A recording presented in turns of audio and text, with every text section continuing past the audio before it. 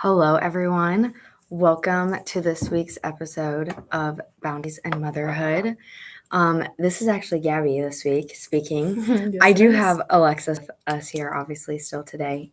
She'll probably chime in a little bit. Yes. I hope so. We have moved our Q&A, and I think Alexis went over this last week as well. But as a reminder, our Q&A is on Mondays from 4 p.m. to 5 p.m.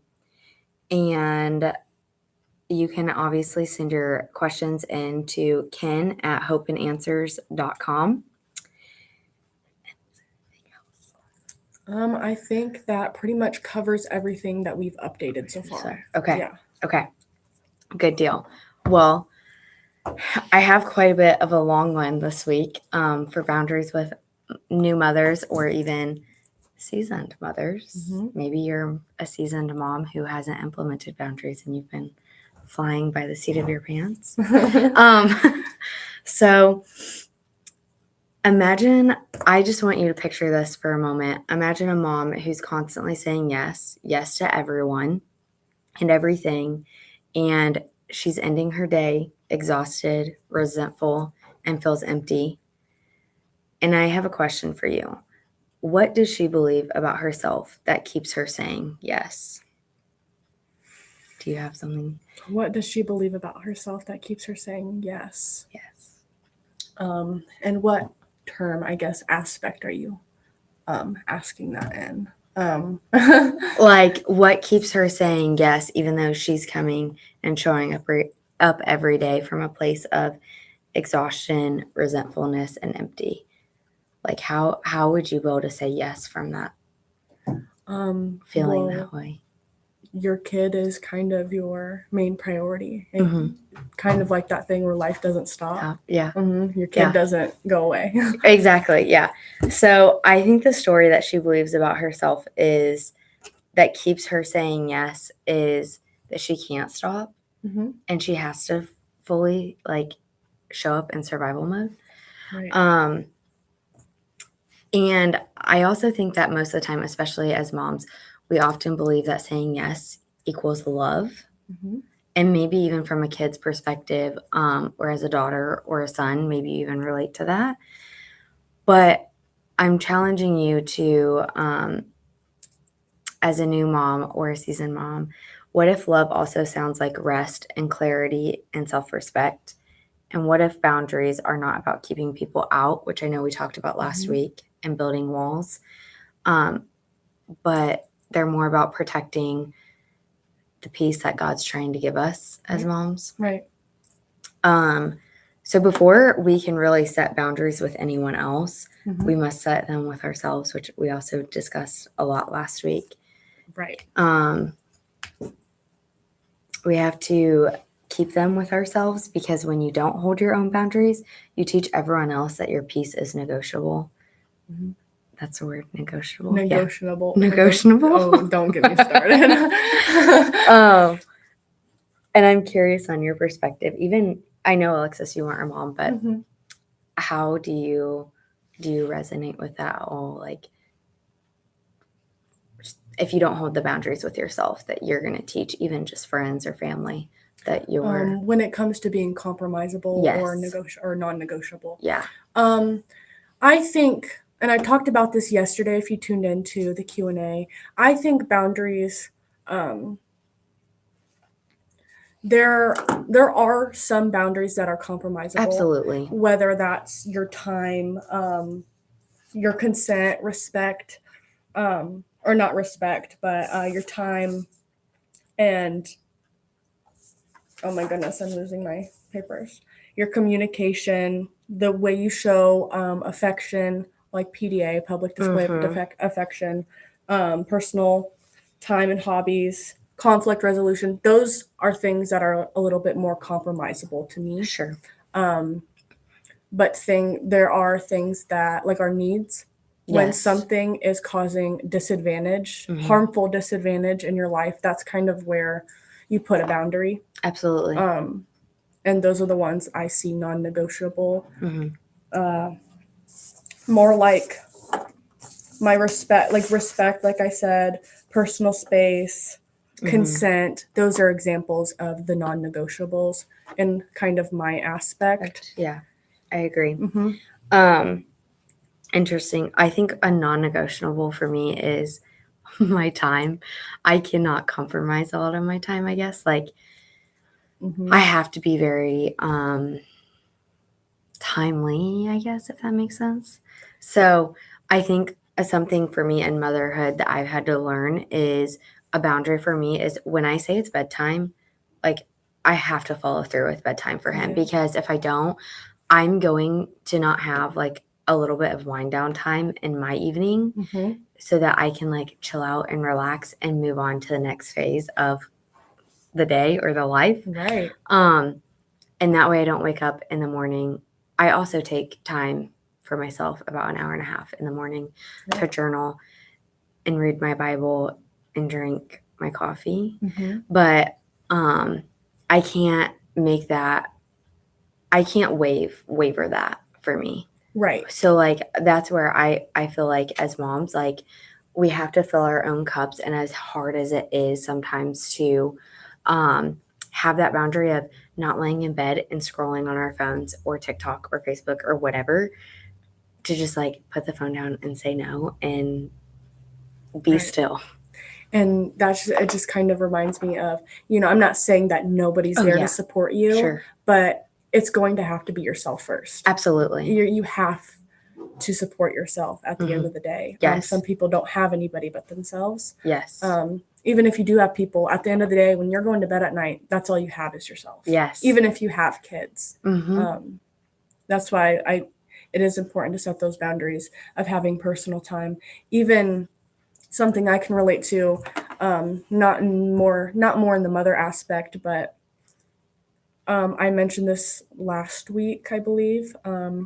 I have trouble spending too much time with my friends sometimes. Yes. And I get so behind in things. And I'm not somebody who always has a everlasting social battery. Mm-hmm. I am very in tune with my people. I love to be social, but only for a certain amount of time. Mm-hmm. And if I'm taking advantage of myself almost, Yes. and overstepping that boundary for myself, I'm going to be exhausted at the end of the day. Mm-hmm. And I'm not going to show up for myself at the end of the day. And it's just a train wreck. Yeah. Yeah. And I think like, so every time like we break a promise to ourselves, like in that aspect of you overstepping that boundary of spending too much social time together, or as a mom who lays in bed and scrolls on her phone, we actually chip away at our confidence. But because you're not keeping your word to yourself. So when we start keeping our word to ourselves, we start to build that confidence back up. And I think also that will help so much with setting boundaries with yourself. When you know that you can keep your word and follow through on it, it gets easier and easier and easier. And I know we talked a little bit about that last week as far as like building that muscle. Yep. Which leads me into, where in motherhood do you most often break promises to yourself, and what story are you telling yourself when you do? I will go first. Most times where I break promises to myself is on the weekends. I think especially that Friday, Saturday night, I do not follow through on bedtime. I will not act like it's 100% perfect.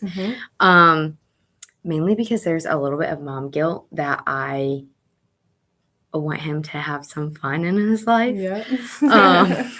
But I think like especially more recently, now that he's like going to school, I need to reel that in because it throws everything off. Because then Sunday comes around and he's like, what the heck? Why are we going back into this? Yeah, why are we locking down Yes, again? yes. When I just had freedom. Yeah. So, and it's not like anything crazy, sometimes it's 2 hours, but that 2 hours makes a huge difference. Oh, it really does. Big difference. And for me too. Those last hours of the night can be draining and exhausting. Absolutely. And then that following morning when he's up and I'm like, oh wait, I wanted to sleep in. Yeah, I just went to bed like 2 hours ago. Yes. Not really, but it feels like that. And going back to like the story that I'm telling myself, when I think about like, okay, why on Fridays and Saturdays do I feel like it's important that he stays up past his bedtime? Well, I don't actually feel like it's important. I just have like this mom guilt that like he's not gonna have fun in his life. And so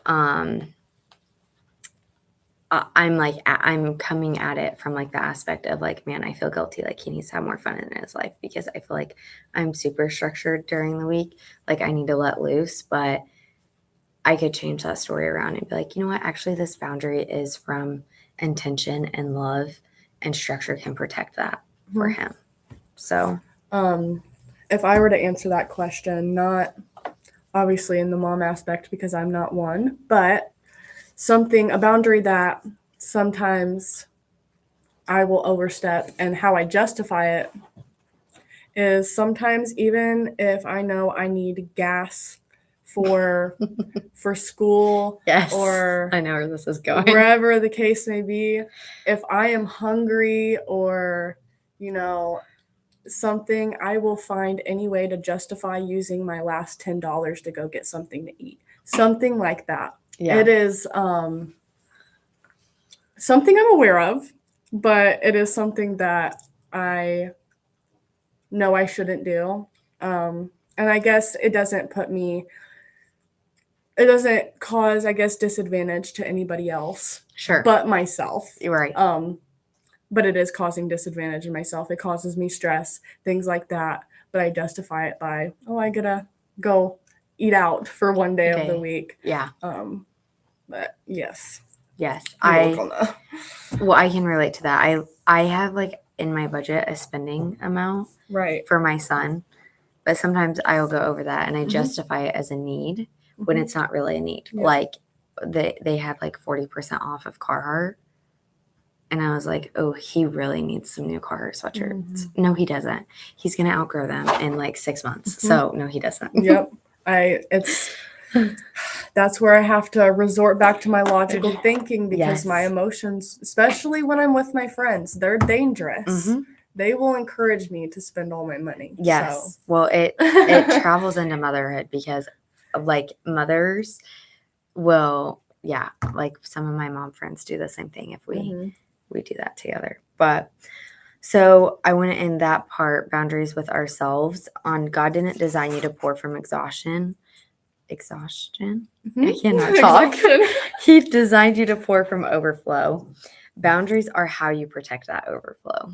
I love that. Yeah. And next up is boundaries with our kids. And I know we discussed that a little bit too. So I want to touch back on that. And I spoke, I think it was last week or the week before, boundaries with our kids are not punishment. It's truly a form of protection. Yep. And they crave structure because structure tells them that you're safe.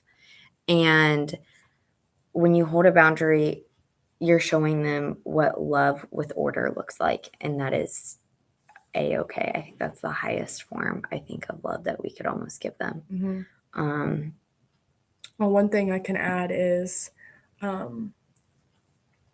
structure and protection, having those boundaries, it creates a space where that creates a space for those nasty anxiety cells to not form. A lot of the time when I think about like my anxiety and where it comes from, it's that I don't know the word. Like chaos. That chaos, not necessarily structure, not knowing what to expect, can really have a toll on, I guess, your social and emotional development. Yes, absolutely. And if you were raised in chaos, I'm curious, Alexis, I guess for you, like, was it can be uncomfortable to hold boundaries because it's not like normal. Extremely. So, did you feel guilty at first? I felt guilty because, and sometimes I guess not all the time, but sometimes I still do because it's still not a normal thing. Absolutely. I think as I created more boundaries and people realized that it's not something that's silly to me and maybe, silly to them, whatever, they eventually they did respect me more, and they respected my time and my boundaries. And honestly, I can say created their own, Mm, learned how to mhm. create their own. So That's good. boundaries in itself create structure. Yes. Yeah. And if you do feel guilty, you're not wrong for that. And I think it just means that you're doing something new. Mhm. And that can always be challenging in Yeah. and of itself. Yes. For moms, when your child tests a limit of yours, I'm curious what emotion rises first. And for me, we were just at the grocery store the other day. And he really wanted to use that scanner gun. And my boundary was, no, you're not using the scanner gun because I need to get out of here. Yep. We need to get out of Dodge because we need to get to our next destination and we are running late. Mhm. So I was feeling anger and a little bit of fear of like what other people thought of me. Yeah. So man, I was definitely feeling hot on the inside because I just, he was really testing my patience. Do the mom teeth, like, sit down. Yes, I did do the mom teeth. I was like, if you don't stop, I was like, listen, I don't need what's in this car. I will leave it right here and we will go. Yeah. And he was like, no. And I'm like, yeah, we will. Mhm. So my thought behind it was I was kind of in a way creating that chaos like within myself because I was like, my brain was going 100 million miles an hour. Like, what are these people thinking around me? Because my son was like standing next to the cart, trying to grab this gun, slamming it down, and I'm trying to scan groceries. And I felt like, I don't know, it felt chaotic. Yes. And my thought was like, oh my gosh, I just need to get out of here because people are looking at me. They're judging me as a mom. And my 3-year-old son who is standing here acting like not a sweet child right now. Nope. So my thought was I need to get out of here and we need to go because this is like creating a scene. Right. And I don't like that. Nope. So I felt a lot of anger and fear around that. But he did stop slamming the scanner down and he stood next to the cart and he was good. As soon as I said, I will drop this cart and we will leave. And you won't get whatever you want out of this cart because it was not necessary. So holding that boundary with him, he was like, no, I want to, I will listen. But then once I got into the car, I was like, you know what? Like, as hard as that was in that moment, because I felt like everyone was staring at me and looking at me and like judging me for a mom. Like a monkey in the zoo. Yes. It's scary. I was like, I am in the season of raising a child, but one day as an adult, I think he'll figure out like kind of those boundaries like that I set like for him. Like it builds a foundation almost. Yeah. How I like to explain it is it's like the fence, the posts for your fence. Yes, the posts. He has to keep his fence up, but you built those posts. Correct. You put those posts down. Yeah. So I hope he takes that into his adult years because I'm sure he will. But that's it. I'm glad you pointed out that after you set that boundary or you told him the consequence or gave him a warning. It shows that you are consistent with your boundaries because he stopped and he held the cart and he behaved. Yes. And that's what you have to do. Empty threats. Kids are very, very smart. Empty threats mean nothing. They know that at the end of the day, you're their parent and you're not going anywhere. And they will test and test and test. And your words literally mean nothing. Yes. Whether it's you have to do it 1 or 2, 3 times, even 5, being consistent with it, they'll know when mom makes that face to stop acting out. Yes. And I think too, like, for example, like my son, 2, 3, well, now he's actually 4. He just turned 4 recently. But something that has taken us over and over and over is kicking the back of my dang seat while we are driving. It drives me crazy. Yep. And I'm like, I want to just move your car seat to the other side of the car because that would be easier, but then you're not learning anything. So there have been times where I have had to stop on the side of the road and I turn my head back at him and I'm like, if you do this again, we're going to have some consequences when we get home and you're not going to like them. Mhm. But, you know, every 6 months or so, I feel like when a new age is approaching, Mhm. he'll test my boundary again. But all I have to do is stop that car and Yep. he knows. Yep.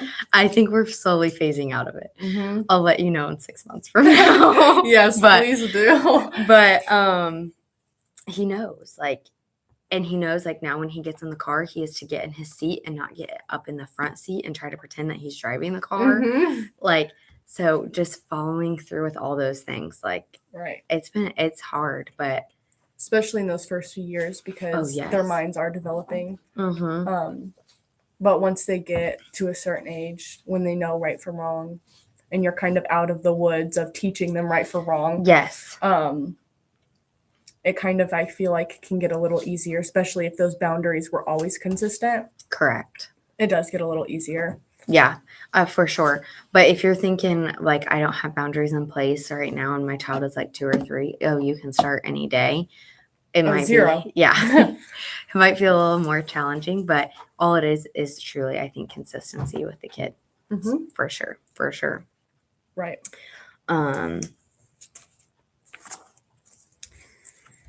Boundaries with family is next. We're going to discuss. And this is a tough one. Yes, it is. I think it's one of the hardest ones to hold. You love them, but sometimes they're people that can drain you the most. I don't know how else to say it. They're people who overstep sometimes a little bit Absolutely. more, and I feel like they justify it because they're your family, Yes. and that's how it's justified. Correct. Yeah. But Yes. the feeling of being uncomfortable does not go away, though. Yeah, exactly. I think, like, for also, like, family and kids, like, when you're a mom and you have a kid, I feel like the boundaries, the fence has to get even longer, I guess, from those Mhm. posts, because especially with a kid, like, I had a family member who was watching my son and I knew every minute what they were doing from Facebook stories because it was like all the time. And then it got to the point to where, like, brand deals were like reaching out and she was like claiming him as her son. Oh. And so I really had to hold a boundary of, like, yeah, no, you're not making money off of my child. Mhm. And you definitely are not going to be posting him on social media anymore. That is has to be some form of child labor. Oh, yeah. Unfortunately. So that was like a really hard one because this person was very, very close to me. And going back to, like, not having a lot of support, I was going through a divorce. And so she was my main support of watching him. And it can be hard because they can try, like, family can try to control you or manipulate you.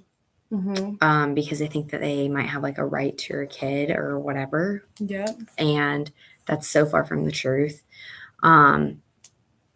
I think, like, for me, holding that boundary, that, like, I literally had to tell her, like, I love you, but this is not acceptable and this is not okay. And you did not ask for consent No. at all.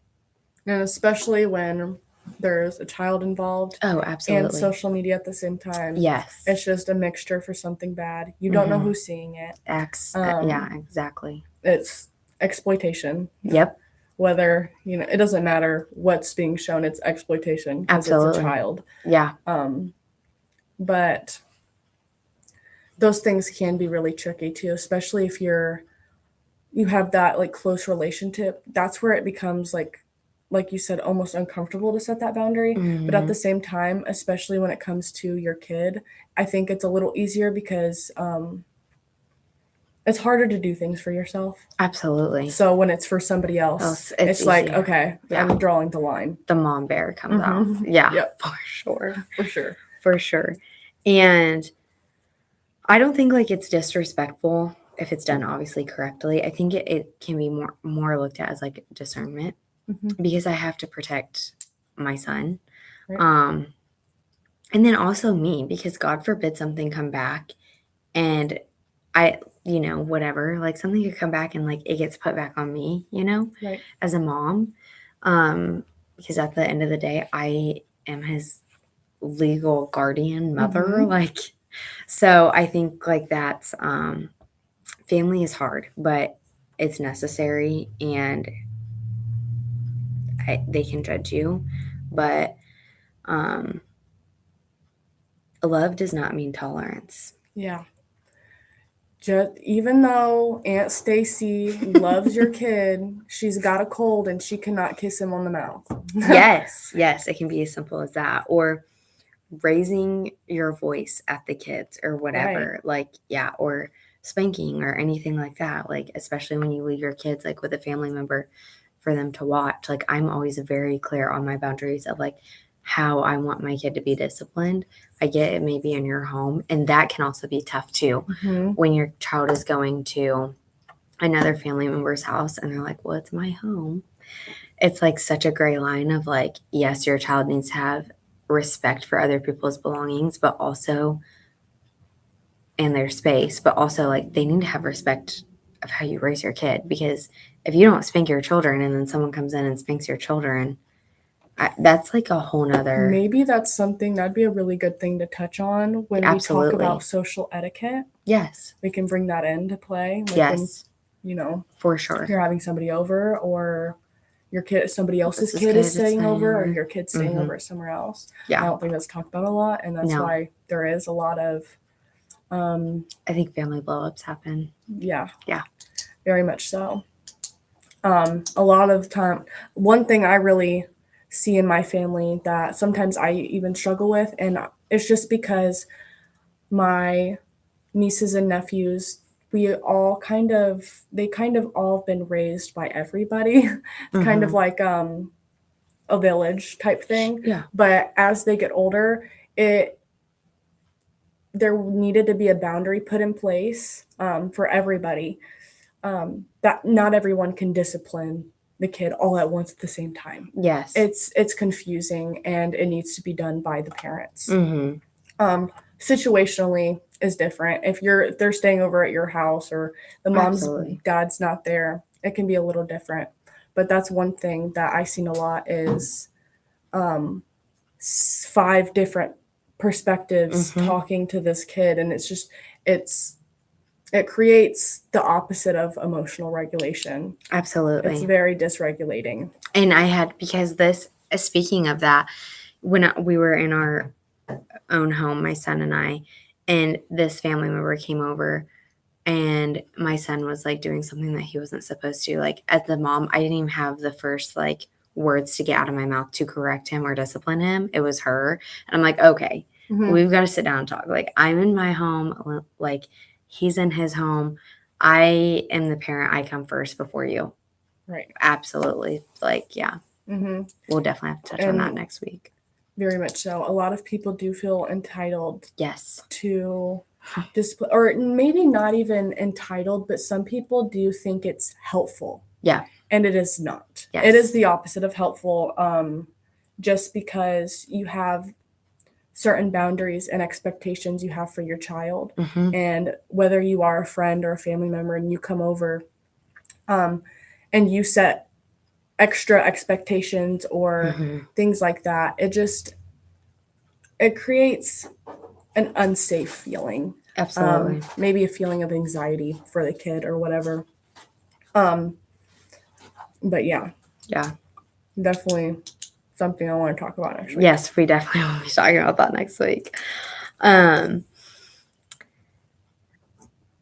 God calls us to honor others, but he never calls us to abandon ourselves. And I think sometimes the most honoring thing that you can do is to just step back, breathe, and then let God work on those family members, Mhm. while you protect your own peace, just because like you can't change them.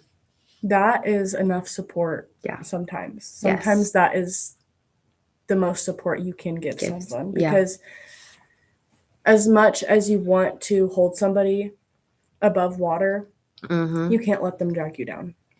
Yes. Yeah. Mm-hmm. I love that you gave that visual. Like, what was it last week? Was it? Yes, And the other week, the other whatever week it yes. was. Yeah. I talked for like an hour. We'll talk more boundaries, I guess, with family on next week with social etiquette. I want to get into boundaries in dating or partnership. Mhm. I figured out really quickly that you cannot heal in the same kind of love that broke you.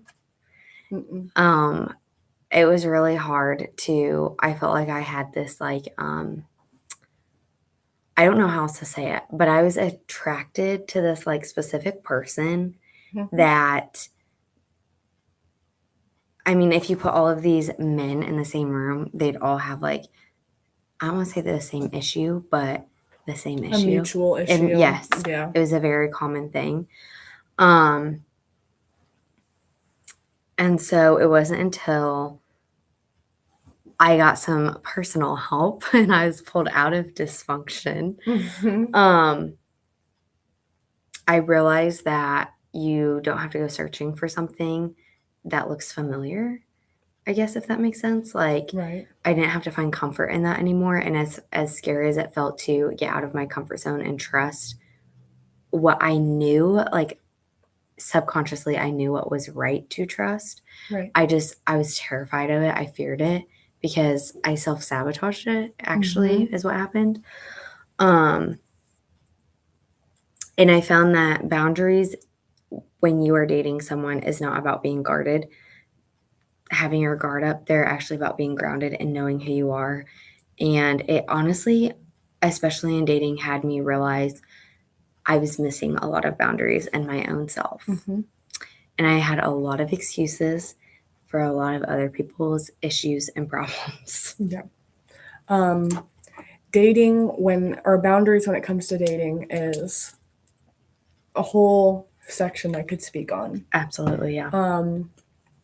Like I said previously, there is non-negotiable and compromisable boundaries. But in all, they're boundaries. You have to have boundaries in a Yeah. relationship. Even but the first thing in setting those boundaries is your communication. Absolutely. A lot of the time it's somebody values something, right? So they have a boundary towards that value. And they get so in tuned with that, as they should, because you're supposed to be in tuned with yourself. Yes.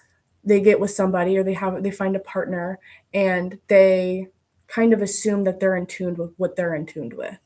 And so maybe they think that they can read their mind and read what boundaries they already have in place. Yes. But that's so far from the truth. Your It is. boundaries have to be clearly stated to that other person for it to be your boundary. Otherwise, that would be a weak boundary. That would be you compromising those needs of yours for that person's approval. Absolutely. And I see it all the time.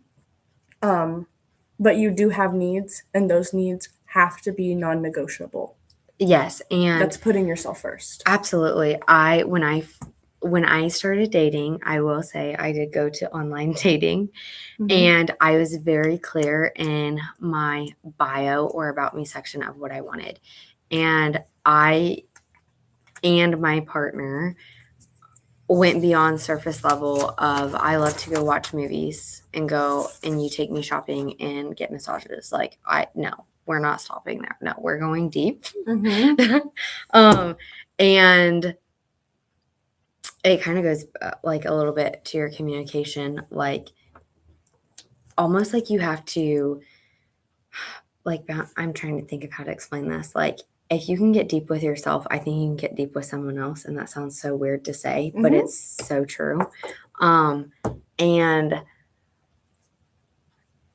I kind of like just learned that, especially dating and motherhood, my boundaries, I was not going to allow part of that, like me going deep with myself, was I was not going to allow a man to be present into my child's life unless I knew for certain that there was going to be a future with him, not because he says there's going to be a future with him, but because I felt Mhm. and knew in my head from not just an emotional, but a logical standpoint that there was going to be a future with him.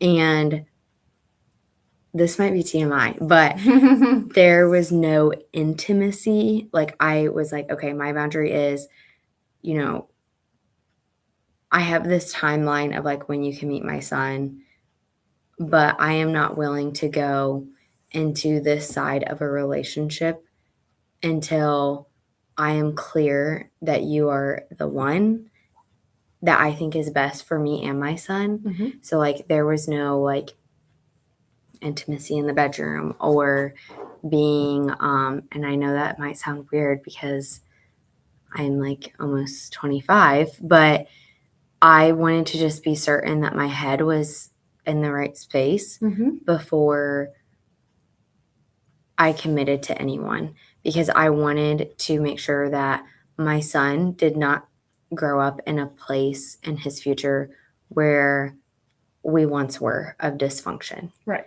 And I made my boundaries clear that like there was going to be none of that. And actually, one of his boundaries was on our first 2 dates, there was no hand holding, there was no kissing, there was not even a hug. And His boundary? yeah. And I was like, what the heck? I'm glad I know my self worth and that it's Mhm. not tied to that or that you are not interested in me because of that. Mhm. And so I think getting to know him on a friendship level was like one of the best boundaries that I had actually set for myself because I have thought so much. Like we've had some very tough seasons. Mhm. And those boundaries helped us to communicate and build that structure and Yeah. strong foundation of our relationship. Otherwise, you're literally two people in the dark, Yes. and you can assume anything, Mhm. think anything. It's really, like you say, dysfunctional. Mhm. And what was I going with this? Like you said, you acknowledged. Oh, you didn't. That's what I wanted to say. You said that you didn't want to do intimacy. Yeah. And I think that's probably one of the best ways to start relationships is in a Mhm. slow burning way, gaining Yeah. friendship. A lot of the time when we jump into these relationships or a guy says that he has interest in you and then you Mhm. guys become girlfriend and boyfriend that day or the next day, you jump in something that's so completely blind.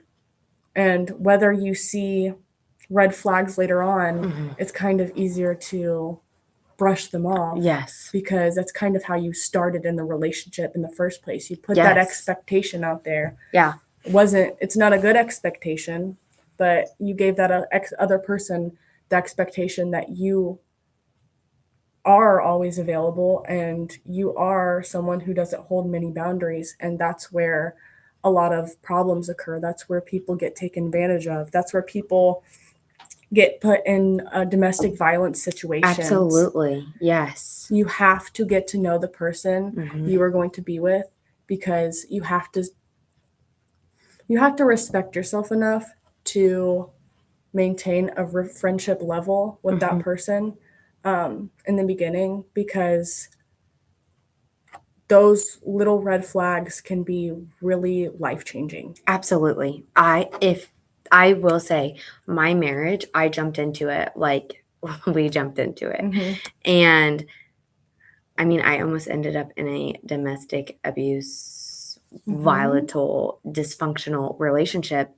Like I married that and I had a baby with that. And getting out of that was like one of the toughest things. But that's why I set that boundary because exactly Mhm. like that. And then also, especially dating in motherhood, I wanted to make sure that this person and I knew each other outside of having a kid because adding a kid into something is a whole nother thing. Mhm. Like you have to be able to communicate. Like if that kid is acting up in the store, XYZ, whatever, like you almost have to be able to communicate and know like, okay, who is going to step up in this moment? Mhm.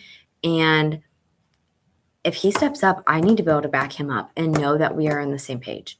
And know that if I'm not willing to spank him for, like, where's my line for spanking, or where is my line for timeout, or Mhm. whatever, that's where I wanted to make sure that I knew this man on a friendship level, because we weren't going to be able to communicate Right. with the kid, and I didn't want to add that in. I wanted to make sure that we were on a solid ground.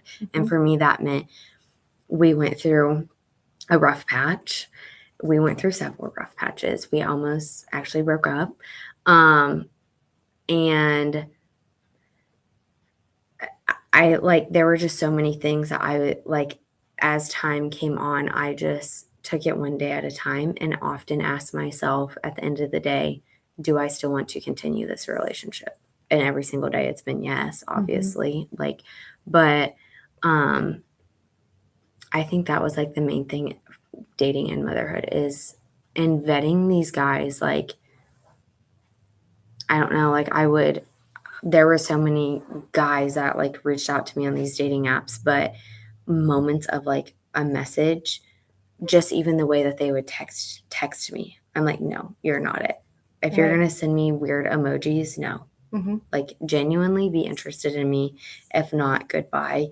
Because I wasn't looking for someone to just keep me entertained, or to make me happy, because I realized that I could create my own happiness. Like, I didn't have to have a partner Mhm. for that.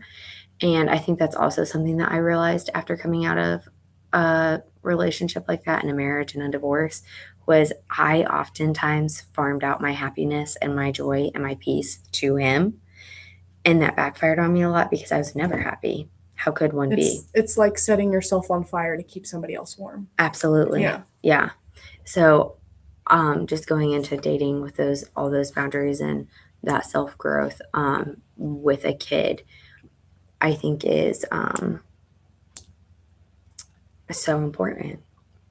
Yeah, and that's why we talk a lot about this stuff, is because we want you guys to understand that we don't want you guys to go out and, experience these things. That's why we're sharing them with you. These things are very personal, and things that we're able to talk about now, but in the moment was really serious, Yeah. very serious stuff. And so, what we say, I want you to really take our word for it, because they're real things that can happen and will happen.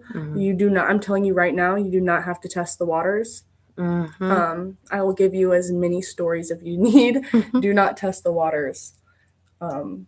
Understand and acknowledge your worth. Do not think And a I guy think, is in love with you over, yes. hey, what are you doing? You're so pretty. Yeah, no. You are Peace out. more. You are worth more than just that. Not saying that's something bad, but Right. you know what I mean. That's not something you can give yourself up for. You have to. Absolutely. And like, in also dating, like, I really had to stand on what I was worth and not lowering it. Mhm. And that's not selfish, like, at all. Not at That all. is like, and that's not you walking around being cocky and saying like, oh, I know what I am. Like, no, it's just you having the confidence and saying, I know what I bring to this table. You don't have to beg for emotional maturity, Nope. like, If at it's all. not there, Yeah. You can it's say, not right for me. exactly. That's how I have to look at things. Yeah. And it doesn't mean that that person's bad. It's just Mm-mm. you guys are not on the same wavelength, and it's time to move on. And also, I think too, like, my significant other was so respectful of my boundaries, especially having a kid, and he has not had a child either, might I say. So he was not like threatened by my boundaries at all. Like, he was very respectful. He was very understanding, and That's very so open to relieving them. Yes, it is, when you honestly. actually hear that from somebody else. Yeah. And it just kind of shows that they understand boundaries and they probably have some of their own. Oh, absolutely, he And does. so if you respecting your boundaries, it's the bow tie on the present of it all. You set your Yes. boundary, you set it clearly. you enforce it, and then you get respect at the end Mm-hmm. every time. Every time. Yeah. And as we've moved into him meeting my son, like, I think it's been a wonderful transition of him being able to, of us just being able to communicate. Like, I don't want to say telepathically, but I Yeah. can just look at him and I know what he's thinking and he knows what I'm thinking. Well, a good psychological fact for that actually is when we are spending a lot of time with somebody, Mhm. our brains, I don't remember what they're called specifically, but they're kind of like antennas in our brain. Mhm. And you kind of learn to sync up with that person Yeah. every time. It's just like your best friend finishing your sentence for you. Yes. It's a real thing. Like Yeah. it's not maybe necessarily like telekinesis. Is that what it's called? Maybe it's not I don't know. telekinesis. Telepathical communication. Sure. I have no idea. We can use telepathical communication. But there is something that's really real. Yes. Yeah. And it's healthy. It is healthy. I just want you to guys to remember that boundaries in dating are not about saying that you are not good enough. Mhm. They're just about saying that you know your worth and you are not lowering it at all. For anybody. For you anyone. can't. No. That's your first step. You Yeah. cannot lower it for anybody. And the right person will understand and respect that. Yes. Remember, the right person. So if they're not respecting it, you can't give them chance after chance after chance. You have to, it's hard, but accept that that's not the right person in your life. Mm-hmm. And maybe you can, later on down the road, like, have that person come into your life and that's okay. But never settle. As much as I heard that in my life, I was like, whatever. I'm not settling. Settle meaning compromising the needs needs of your boundaries. Yes. And also knowing the needs and wants in your relationship that you want in a relationship or a partner, and being able to communicate those. And not, I see this time and time again with women. I'm sorry, I'm going to call you out right now. We think that men should just know what we want and need and be able to read our minds. And that is so far from the truth. You as a woman need to be able to communicate just as much as that man needs to be able to communicate in the relationship. And I want to add, women like to overcomplicate things too when it comes to that stuff. And guys are very simple. Yes, they take it how you say it. Yes. It doesn't need to be too complicated, so it shouldn't be something that you're overthinking about. Guys are very simple. They take it how it is. Yes. And they move on. It's kind of when they get mad at each other, they just kind of duke it out and move on. Yes. And I will say too, when I started this relationship, there were points of the relationship where, because I did come from a marriage that was so dysfunctional, it felt like there was a fight every single day and a hole being punched in the wall. And I'm not kidding. And then I come into like this relationship and I almost feel bored. And I'm not kidding. But our brains get addicted to that stuff. Yeah, I felt so bored. And at one point I was like, are we okay? Are you mad at me? Can you be mad at me? Yeah. Just kidding. But no, when I finally realized, I'm like, okay, this is what a healthy relationship is. Like, there's nothing, it's not that there's nothing to talk about, but like, if we had beef, like, we not once raised our voices at each other, and we're 2 years into this. It's kind of like a shock. Yeah. It really is. It's like it's a wave of shock. Yes. But then also, like, it's been so peaceful at the same time. So that's how it should be. Yeah. Nobody should be causing anybody to stress to the point where they're crying every night. Stress at all, even. I mean, there's stress comes in relationships, of course, but yeah, a lot of the time we think love is something that it's not. Yes. And then one last thing too that just came to my mind that I should probably touch on too is, like, I obviously wanted my child's perspective into him, of what he thought of him, but he's obviously so young that I couldn't be like, what do you think of him? But I just trusted my intuition that if those two did not line up in some sort of way, that I would just, as moms, like, intuitively, I feel like we can catch things and know. Mm-hmm. But I will say, like, it was a little bit of a breath of fresh air because in the first like year and a half, I was a little worried that like, oh, what if my son and him like don't align? Right. But I think because him and I aligned and on the foundation that we built, it almost just felt natural for him to just be in our presence. And that's what a healthy relationship looks like, guys. Yeah. So I was kind of like, whoa, wait, what? When it happened, but they get along great. And I mean, obviously they have Mm-hmm. their moments too, but yeah, that's the best thing that I can say about a kid and maybe their perspective, or if you have kids resenting a significant other, I'd probably be questioning what is it about it. Mm-hmm. But all that work and there's a bow tie on top. So Yes. Yeah. we're good. You are not selfish for wanting peace or wanting respect. Mm-mm. You're not asking for too much. You've just been accepting a little too little. Yeah. So, for my closing thought for you guys, a reflection, I have that God is calling you to raise your standard, not just for you, but for your children. Because every time you choose peace over chaos, truth over tolerance, and self-respect over survival, you break a generational pattern. Beautiful. Yeah. I think that's it for today, guys. I think that's it. I want to remind everybody of next week. It was supposed to be values, but we are going to switch that for social etiquette is something I really want to talk about. Like we mentioned, we want to add in social etiquette with children and, maybe family as well.